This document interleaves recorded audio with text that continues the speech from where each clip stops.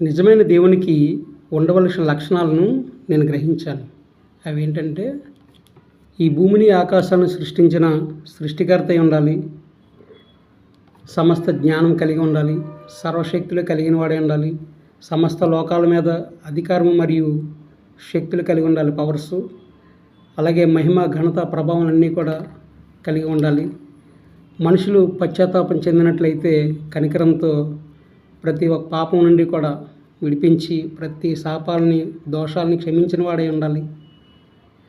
ప్రేమ, కనికరము, జాలి, కరుణ, విలువైన ఈ లక్షణాలను కలిగి ఉండాలి. మాటల్లో కానీ, ఆలోచనలో కానీ, క్రియల్లో కానీ ఏ పాపం లేనివాడే ఉండాలి, నీతిమంతుడే ఉండాలి, పరిశుద్ధుడే ఉండాలి.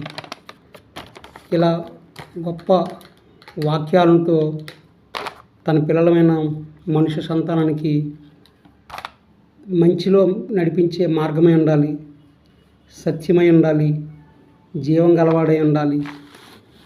సో ఇటువంటి ఎన్నో గొప్ప లక్షణాలు కలిగి ఉన్న దేవుడే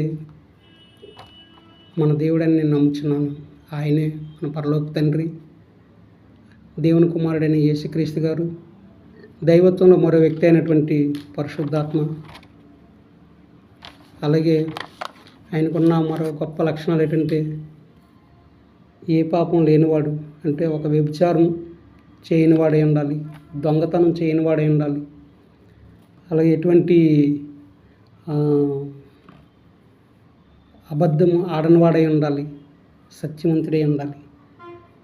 ఈ లక్షణాలు కలిగి ఉన్న గొప్ప దేవుడు పరలోక తండ్రి, యేసుక్రీస్తు, పరిశుద్ధాత్మ. యేసుక్రీస్తు నామములో ఈ వాక్యం చెప్తున్నాను. ఆమేన్.